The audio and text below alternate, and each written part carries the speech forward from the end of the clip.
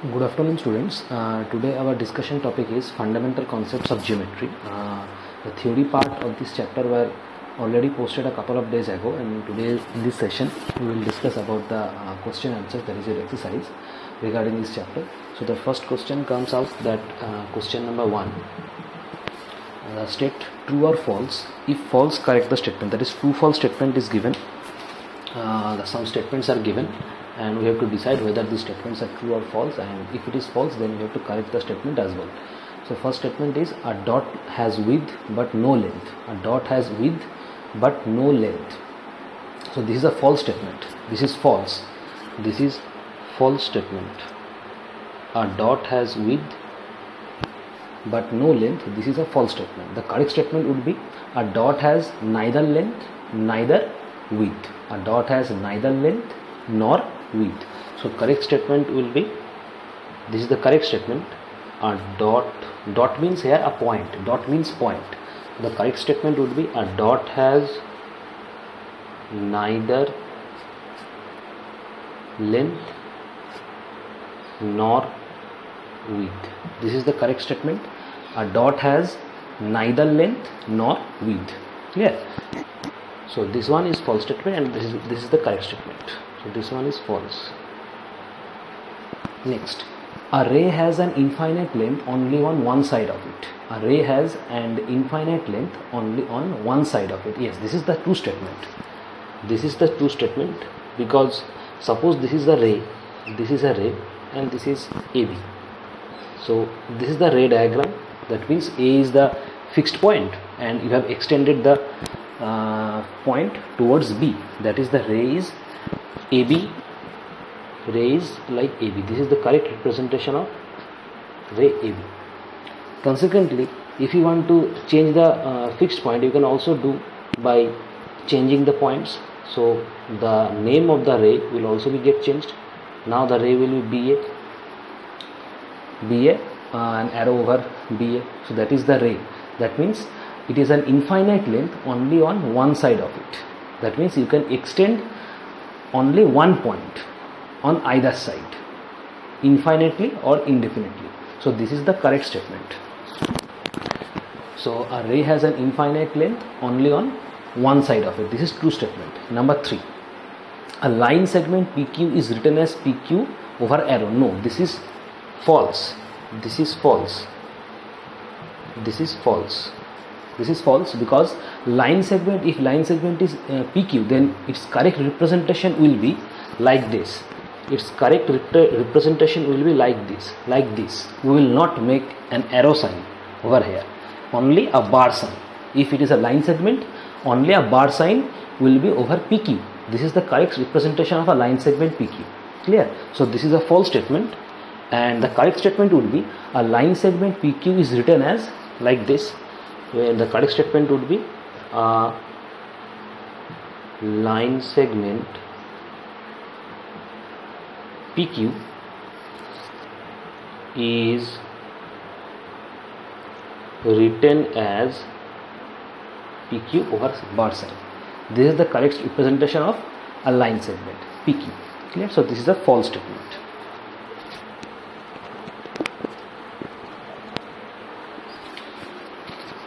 Next, number 4. PQ over arrow represents a straight line. Yes, this is true. This is true. This is true statement. This is true statement, because if a line, suppose it is PQ, it is P, it is Q, then if it is a line, then the correct representation of a line would be like this. This is a point P, this is a point Q. So if it is if PQ has to be a line, then the correct representation of PQ will be like this. Here P is one point and Q is another point. So you have extended the 2 points on both sides. That means both of it will be arrow. So PQ arrow represents a straight line. This is true statement. Next. So first one is false. Second one is true. Third one is false. And fourth one is true. Next, question number 2. Question number 2 says, write how many lines can be drawn passing through a given point.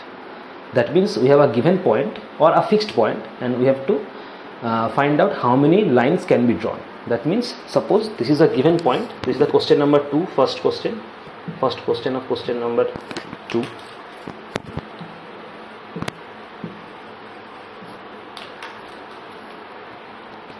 Question number 2.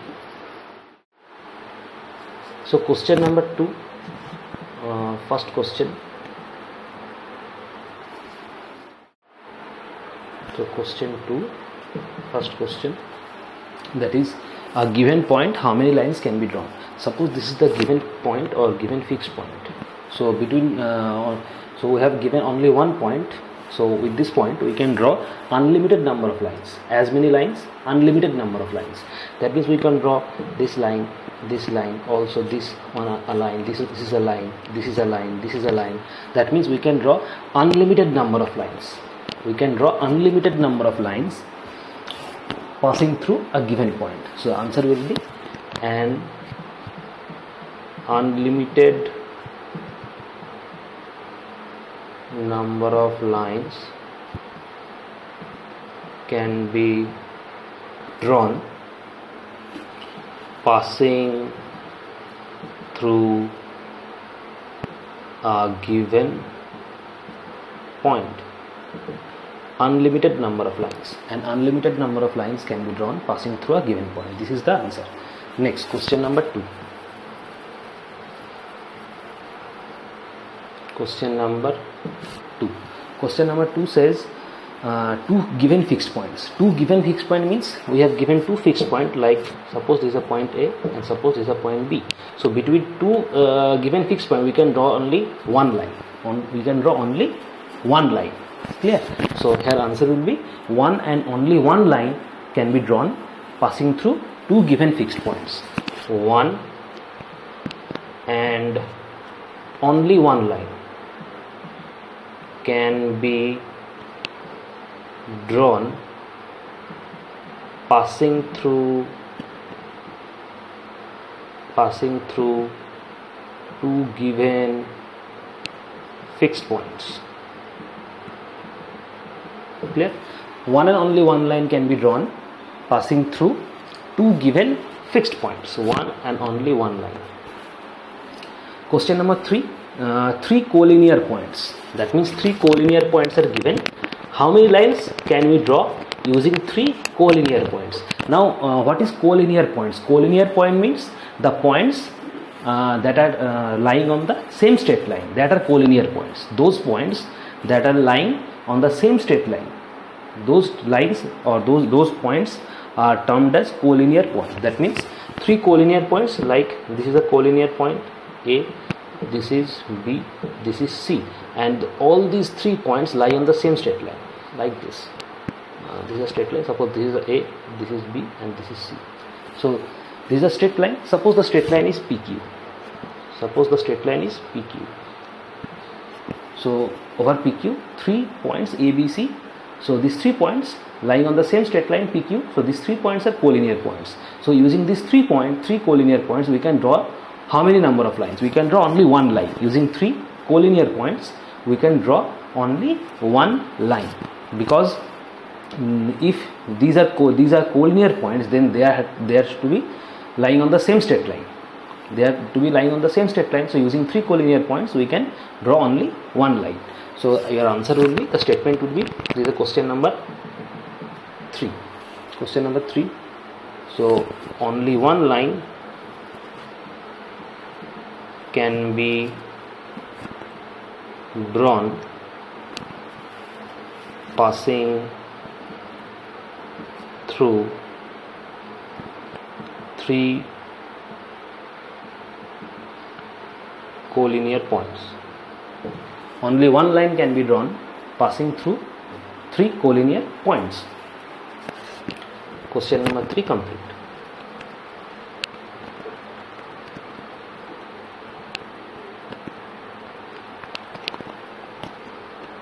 Next, question number 3. Question number 3, the shaded region of the given figure shows a plane. This is a diagram of question number 3. Here 3 straight lines, 1, 2 and 3 straight lines are intersecting with each other, and the points are named as A, B, C, D, and E. This is a plane P. So this is the shaded portion over in your book. So the shaded portion of the given figure shows a plane. This is a plane. This is a plane termed as P. We have to name that 3 collinear points here. 3 collinear points, that means the points are to be laid on the same straight line. That means there are 3 collinear points. That means here, look at this, the 3 collinear points are A, B and C. These 3 points are lying on the same straight line. If this is a straight line, then A, B, C, one by one, these 3 points lying on the same straight line. That means these 3 points are your collinear points. So question number 3, answer will be 3 collinear points are A, B, C. Clear? Next question number, this is question number 3A, question number 1. Question number 2 is 3 non-collinear points. Non-collinear points means they are not lying on the same straight line. They are not lying on the same straight line. That means they are non-collinear points. So here non-collinear points will be A, B and D. Suppose we are considering these 2 points A, B and the third point D. The third point D is not in a straight line with A and B. So if we consider A, B and D, this we can answer that the 3 non-collinear points are A, B and D. We can also write C, B and D. Clear? So if we write A, B, C, these 3 are collinear points. So if we omit C, we can take only A, B with D. So A, B, D, because this D point is not in a straight line with these 3 points. That is A, B, C. So A, B and D, these 3 are your non-collinear points. And also if we can answer B, C and D, these 3 are also non-collinear points. So here answer will be A, B, D. Here this is one combination A, B and D, and another one B, C and D. This can also be answer. So any one of this, because if we consider A, B, C, these are collinear points. So we can omit C and take D with A, B. So A, B, D, these 3 are non-collinear points.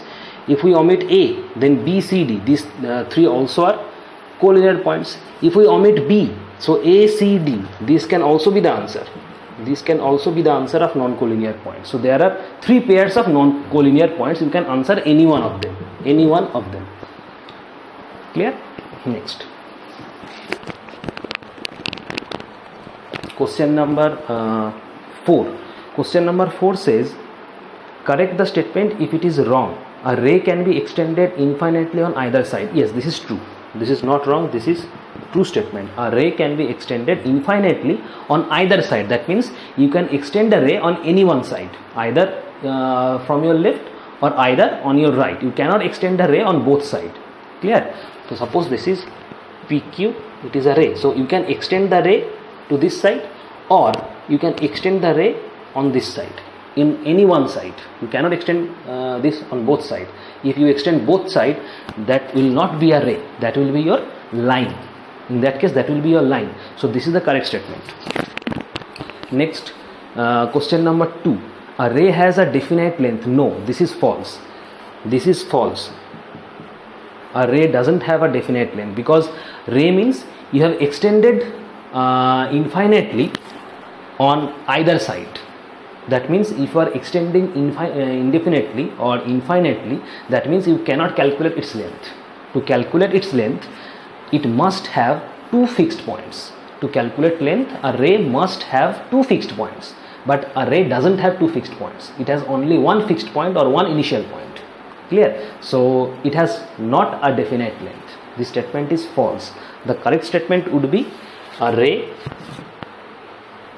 does not have a definite length. A ray does not have a definite length. This is the correct statement. Next, question 3. A line segment has a definite length. Yes, this is true statement. A line segment has definitely a definite length, because line segment means this is suppose A and B. This is the diagram of a line segment, because here are 2 fixed points. There are 2 fixed points. A is a fixed point and B is a fixed point. So if we have 2 fixed points, we can easily calculate or we can easily measure length. So a line segment has a definite length because it has 2 fixed points. So line segment, if it is a line segment AB, then the correct representation of line segment would be this. That means it is a true statement. Next, question number 6. Question number 6, some diagrams are given and we have to state whether among these which diagram is parallel or intersecting. The statement says state whether the following pairs of lines appear lines or rays appear to be parallel or intersecting. So if the lines if two lines are to be intersecting, then after extending or before extending, the two lines should meet with each other, or they should intersect at one point. Only in that case, the two lines or rays are termed as intersecting lines. Now see this diagram. Question 1. This is AB is a line and CD it is also a line. So if you extend these lines, both of these lines, these two lines should meet at some point. Suppose you are extending this line like this and you are extending this line, so it is meet at this point. That means this is intersecting, this will intersect. If we extend, these two lines will intersect. That means it is a intersecting lines. This is a intersecting line. So this is intersecting. Clear? Next, question 2. This is parallel because these two lines are not intersect with each other. These two lines will not intersect with each other because if you extend these two lines, so extend as much as you can extend. So if you extend, these two lines will never meet with each other. That means these two lines are parallel.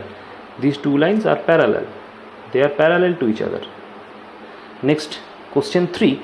This is also parallel. Because if you extend these two lines also will not meet with each other. Next, question 4. Next, question number 4. In question number 4, look at this. If you extend these two lines, this is a ray actually, not a line, because only one it is extended only one side. So this is a ray actually, not line. This is also ray, and these two are lines. This is ray, is extended only one side. This is also ray. So if these two rays are extended on both of them, if both of these rays are extended, they will meet at some like this point. So if you extend this and if you also extend this ray, it will meet at some point. That means it is an intersecting line. These also intersecting lines. Clear? Next, question number 7. Question number 7 asks give two examples of your surroundings for each of the following. We have to give two examples from our surroundings for each of the following. That means point. First one, point, and number 3, plane surface.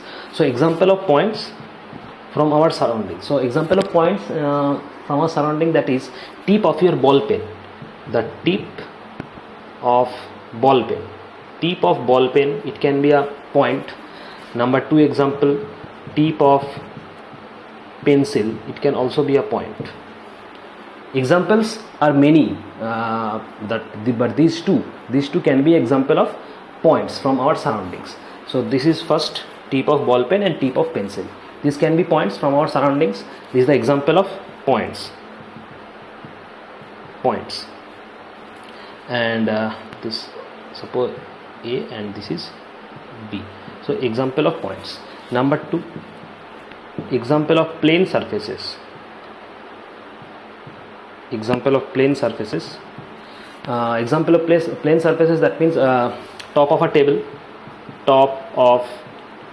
this can be example of plane surface. Number 2, that is floor of a room, it can also be example of plane surface. Floor of a room, it can also be an example of plane surface. So question number 9. Next, question 7 complete. Question number 9. Question number 9 is mark 2 points A and B on a page of your exercise book.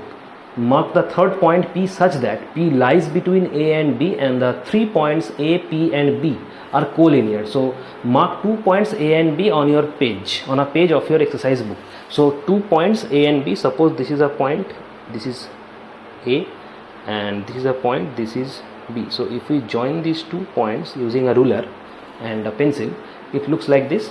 So AB is a now AB is a straight line. Mark a third point P such that P lies between A and B. So we have marked, suppose this is P. So P lies between P lies between A and B. So P is like this, and the 3 points APB are collinear. Now see, APB are collinear because the 3 points are collinear because these 3 points lie on the same plane, or the 3 points lie on the same straight line. These 3 points are lying in the same straight line. They are lying on the same straight line. That means they are collinear. Also, you can draw a diagram like this. You can also draw this diagram like this. These three. Suppose you will. This is B, and this is A, and you are taking P. So this can also be your answer. You have interchanged the two position of. You have interchanging the two position, that is B and A. So you can also draw diagram like this. Clear? So both of these true. Both of these are true. So complete exercise 23 complete. Clear? So that's all for today. Thank you.